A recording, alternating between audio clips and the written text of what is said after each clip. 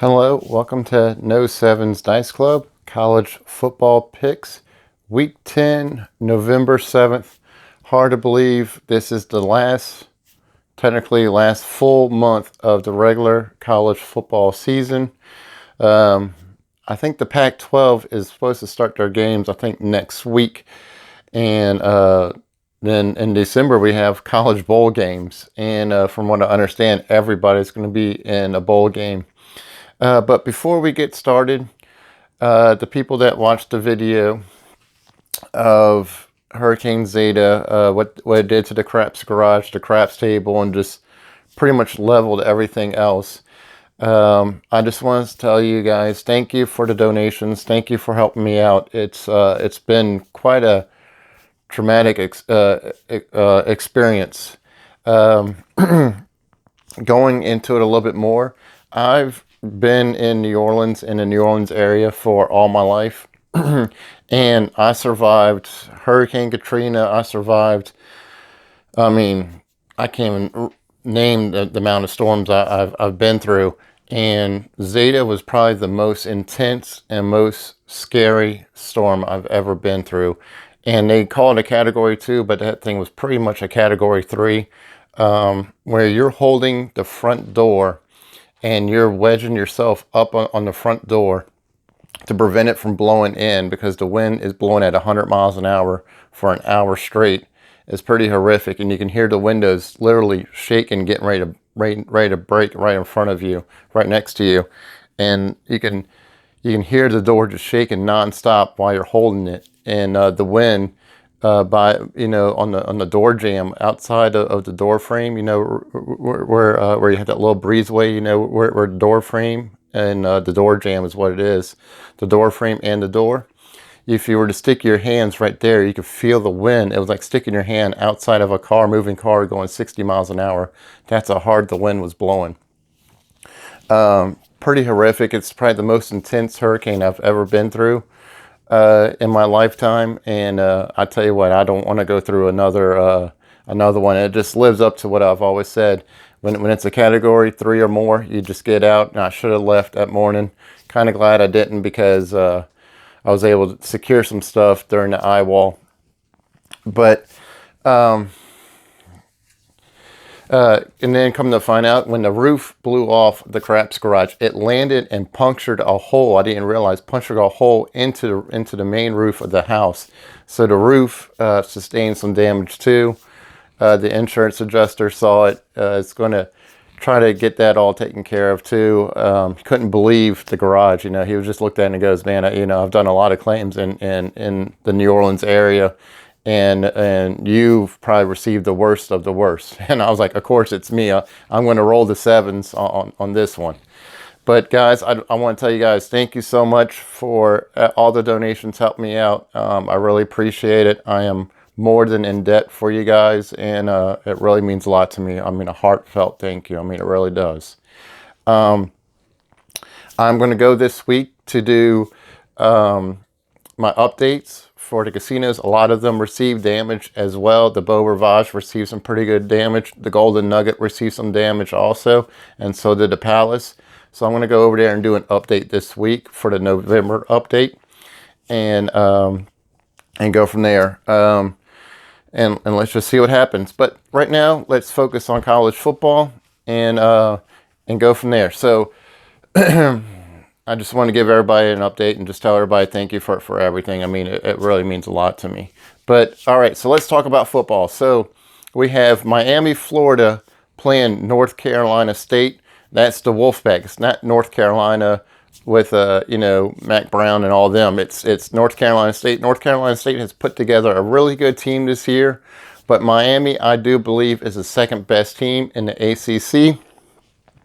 And I really could not believe it when Las Vegas came out with the odds predictions, and they have Miami only at -10. I could have seen this game going minus 17, minus 20. I'm really not going to dive too much into it, because we already know that this is going to be a Friday game. So make sure you guys talk, you know about this. This is going to be a Friday game. So you have to get this bet in early. Don't go in Saturday trying to make the Miami bet. It's going to be a Friday game. And Miami is definitely going to win out there. I believe they're going to try to. I'm not sure how the ACC works, so if you guys want to comment, but I think Miami, if they win out, they're going to play Clemson again. I'm not sure if they're in the same, how it all works in that conference. I really don't follow the ACC too much like I do with the SEC.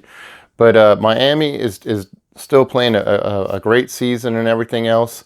I look for them to continue rolling. I would definitely take Miami -10 all day long. I think that's a great pick. And so we're going to go ahead and take Miami -10. Okay. And also, real quick, I just wanted to, before we get into our next game last week, I forgot to mention, we went 2, 2, and 1. So another break even and 1 tie. So we had 2 wins, 2 losses, and 1 tie. So for the season, we're 16 and 15 and 1. And in baseball, we finished out with 16 wins, 1 loss, a 94% win percentage. And I didn't include this on here because I didn't know how it was going to work out, so I just left it alone. But that's how we finished out the baseball season, 16 wins, 1 loss. And what I did was, at the time, back in the end of June, I took $100 out for the Yankees to win the World Series, the Astros to win the World Series, and the Dodgers to win the World Series. I knew one of those 3 teams was going to win, and the Dodgers won. I collected an extra, I think it was an extra $280, I think it was, after, subtracting the Astros and the Yankees $100. I think I walked away with a $280 profit with that one. So I made a little bit of money. I was happy to see the Dodgers win. For all the traumatic stuff that they're going through in California with the wildfires. All right, moving on. BYU is playing Boise State. This is pretty much a pick'em game. This is going to be the hardest battle-tested team that BYU is going to face pretty much all year until they get into their bowl game. Some people, the ESPN analysis, are kind of saying that BYU might be in a New Year's bowl game, not the top 4, but a New Year's bowl game. I really don't see it. I think that might be a little bit of a stretch, but BYU is definitely a very confident team. I've been praising about them. They've always been my #1 team all year. Miami, Florida has been my #2 team, so it's kind of nice to see both teams playing on Friday. Boise State is a little bit of a wild horse. You really never know what you're going to get all season. And this is such an early game in the season, as crazy as it may sound, because we're in week 10. But Boise State's only played, I think, 3 games. This is their 3rd game that they're playing. So we really don't have a lot to gauge how their style and what they're bringing this season, because they really haven't played anybody tough yet to know what we're going to do. So this is Boise State's hardest game early on in their season, which is crazy. And then BYU, they've been playing the lesser teams, and they've been winning in pretty good fashion. I think they're ranked right now. I think they're number 11th or number 12. I'm still waiting for the rankings to come out. But they're doing really well. I don't see them going to a New Year's bowl game, but I see them going up to a really nice bowl game. I'll be really shocked to see, but you never know what might happen. But this is going to be a pick'em game.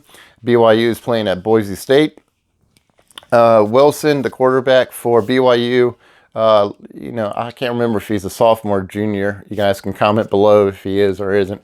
But he's playing lights out football. He's doing really well for the quarterback position. He's really guiding that team. I would have loved to see BYU and what they would have done with their original football schedule, and see how they would have really competed against some of the tougher teams that they had on their schedule originally.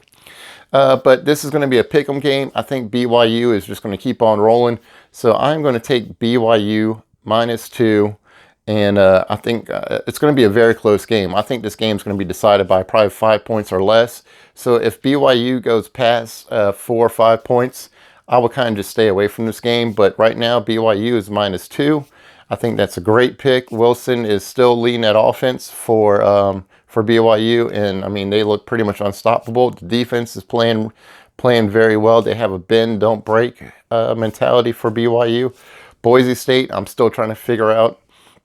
So it's a little bit of a wild card, but BYU sounds solid. So let's go ahead and take BYU -2. All right. for the first time ever, I am picking a Pittsburgh game at Florida State. Normally, I never pick anything from Pittsburgh because I really do not know anything about the town of Pittsburgh, let alone, know anything really about the football team, Pittsburgh. I was up in Pittsburgh for about 6 hours of my life one time, and that was about it. And then I flew right out. So, a beautiful city. I would love to visit it. I'd love to see more about it. It looks like a really cool city. I think they have Washington Mountain over there where you can look over the city, beautiful overlook. But right now, so Pittsburgh is playing Florida State. Florida State has not beaten anybody. I think they've won 2 games so far this season. One of them was against Jacksonville State. Another one was a close game. I can't remember off the top of my head. I don't have my tablet with me today. It's somewhere in this crazy house. But this is another pick'em game. I mean, it's a straight up pick'em game. There is no point spread to this. It's just straight up. So closer to, and this is going to be the Saturday games, the BYU Miami game, those Friday games. Starting into the Saturday games is the Pittsburgh Florida State game. I think Pittsburgh has been playing some really tough games. They're battle tested. Florida State is just pretty much a dumpster fire right now. They're just waiting to get rid of the 2020 season and look forward to the 2021 season and move on. Pittsburgh still has a lot to play for, and in the ACC, and I really do see Pittsburgh winning this game at least by 7 points. Judging by all the little game films I've been looking throughout the past couple of days, looking at Pittsburgh, looking at Florida State, Pittsburgh looks like a more solid, more diverse team than Florida State. Florida State's still trying to find its identity this late in the season, which sounds kind of crazy. I was really surprised Pittsburgh didn't come in at -7 or -10, because that would have probably bounced it out a little bit more. But they are playing at Florida State. I really would have liked to see this game, Florida State playing at Pitt, because the colder weather and everything else, be the only factor. There is no fans really in the stands for crowd noise. So that could work a little bit in the favor of Florida State, because Pittsburgh's used to playing in that colder climate. And whenever you come from a cold climate and you go into a warmer climate, it's really hard on the body to adjust. Same as it is. It's actually easier to play in a warmer climate and then go into a colder climate and play a game than it is, because once in your body's conditioned for that cold weather, and then you go into a hot, it makes it feel like it's 10 times hotter, especially in Florida when you get all that humidity and everything else. But this is a pick'em game. Really like Pittsburgh in this. I think they're going to win by 7 or 10 points. So let's go ahead and put Pittsburgh down on the board. All right, next up, and this game you can pick somewhere else. You don't have to pick this game. I thought it was kind of interesting. It's Rutgers playing at Ohio State. I really wish that, we had all the fans at Ohio State, but it didn't work out. Of course, we're dealing with the COVID. Ohio State's -37. I haven't seen a minus this high up, a -37, since last year when LSU was playing Arkansas, and that game was -46 against LSU. And if you remember that game last year, we went ahead and we took Arkansas plus 46, and I think we won that game by 10 points. So Rutgers is playing at Ohio State. They're -37. I don't even think Rutgers should even get off the bus for this game. This is going to be totally lopsided. I think this is going to go back to last week. If you saw the game against Mississippi State and Alabama won 41-0. And we picked against Alabama, and it did not work out in our favor. And that's how we got one of those one losses. Ohio State is just gonna steamroll this. Justin Fields, I mean, he looks unstoppable. Heisman candidate, doing really well. And I think Ohio State's going to win by at least 40, 50 points in this game. Rutgers might get like 10 points in this game at least. So the score would probably be around 47 with the points. Ohio State would probably have 50 or 60 points. It all depends on what Jim Day does. I think he's going to keep his first string in all the way up to the third quarter. Going into the fourth, that's when he's going to pull them. And that's when I think Rutgers is going to start getting some points in garbage time. But I'm going to go ahead and take Ohio State. It's a really high point spread. But like I said, you don't have to pick this game. But I really like Ohio State minus 37. All right. Now, these are the games I've been waiting all year to talk to you about.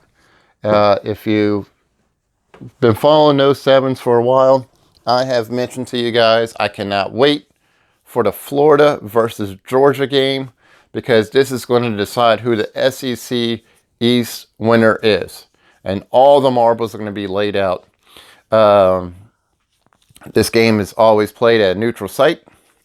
So that way you always have pretty much an equal balance of Florida and Georgia fans. It kind of tends to lean one way or the other. In the last few years, this game has been really competitive with Dan Mullen and everybody in Florida, and Kirby Smart in Georgia. They've really amped up this game to make it a hype game. This is kind of what the LSU Alabama games used to be, and hopefully, like it was last year, eventually one day LSU and Alabama will be back to the competitive status. But let's go ahead and talk about it. This is for all the marbles. This is what everybody's playing for. This is going to be the game of the week. This is where game day is going to be, and it's going to be a very aggressive game, because the winner moves on and has a chance to play potentially in the New Year's Final Four game. This could decide a Final Four game. And after the Clemson game against Boston College, we'll go back and we'll go into that in a second. But this could elevate them to the number 4 spot at the end of the year. So there is a lot at stake during this Florida-Georgia game. Georgia is -4.5 in this game. Georgia has a great defense with Kirby Smart as the head coach. He's always had a great defense. He's always been a defensive mind coach. It's his bread and butter. Florida's always been the offense, especially with Dan Mullen, offensive guru. So you have a really good offense, good defense. As you always know, defenses always win championships, but you got to have an offense to help balance out that defense sometimes, and that's what Georgia is lacking. Florida doesn't have a dominating defense to stop, but Georgia doesn't have a high-power offense, so it kind of works out in their favor. This game is going to be decided. It should be a pick'em game, because Georgia's -4.5, but I really do believe, and this is why it's a dark horse pick, is I do believe Florida is going to go ahead and win this. With Kyle Trask leading that offense for Florida. He's battle-tested. He's played Georgia before. The quarterback for Georgia, I can't think of his name off the top of my head. He's never played in this game. He doesn't know what the atmosphere is going to be like, and thank goodness he doesn't have all those fans screaming at him, because he's never been able to play in this high-pressure offense under this much duress.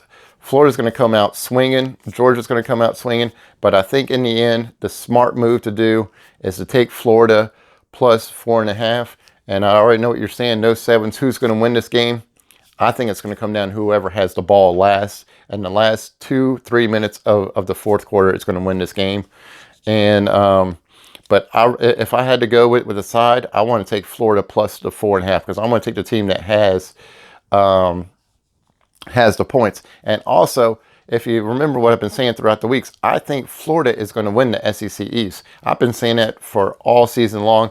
I'm going to stand by them. I'm taking Florida +4.5, and I think Florida's going to win the game. They're going to have the ball in the last 2 minutes of the ball game. All right, last game. Clemson at Notre Dame. If you watched the game last week, I watched the game, and I was actually rooting for Boston College. Nothing against my Clemson fans that are out there. I have a lot of them that follow me. But I was really wanting to see a good game. And, man, I got a really good game. I thought Clemson was going to blow the doors off of Boston College. And, boy, I was surprised. Boston College came out the first half of the game swinging. It was, 27-13, I think it was, going into half. Clemson went ahead and made the adjustments. That's the reason why they're the superior team in the ACC. Came back and won the game. Boston College, they slammed the door shut on Boston College. They were not able to score a single point. And then it was 19 unanswered points. Came back and won that game 32-27, or 34-27. I'm sorry. I got the over. I went from a tie, and I got the over on the craziest last play of the game. I think it was a touchback or a safety or something like that. I can't remember exactly how it ended. It was a safety, and I got the 2 points, and that's what led me to the over. On the last play of the game, I think it was. It was the craziest thing I've ever seen in my life.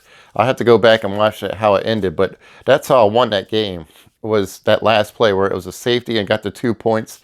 Super, super crazy ending for the Boston College Clemson game.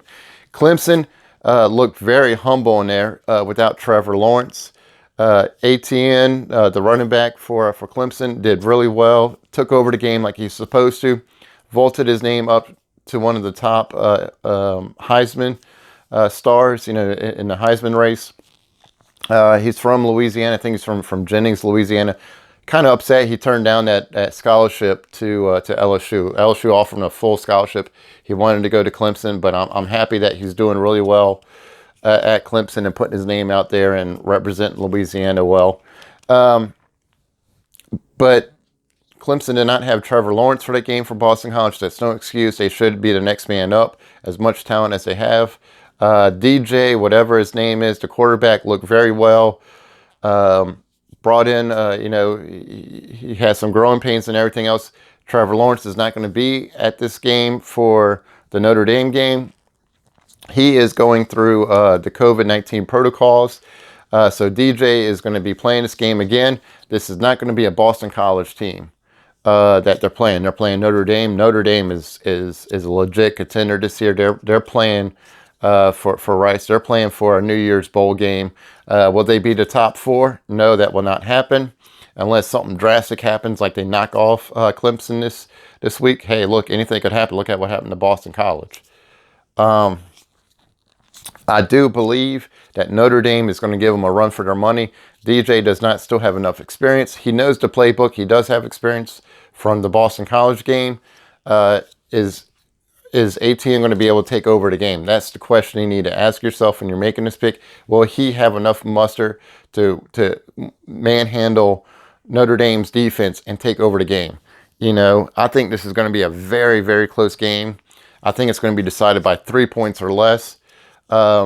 Will Notre Dame win outright? I don't know. Like the Florida-Georgia game, I think it's going to come down to the last 2 minutes. Whoever has the ball last.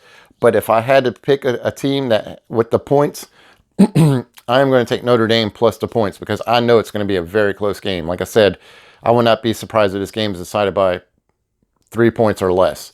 And Notre Dame, they're going to step up. This is pretty much to them. This is their national championship. They finally get the spotlight. Everybody's going to be looking at them. And I really do believe that Notre Dame is going to give them a really good fight. But let's go ahead. We're going to take Notre Dame plus 6. I like the points in this one. So that's the reason why it's going to be my dark horse pick again. We're going to take Notre Dame. All right, so we got Notre Dame plus 6. Bully picks, there's really not a lot of teams. I mean, this is going to be a dead heat even week. So there's not a lot of one-sided games. So I didn't pick a lot. I went with Miami.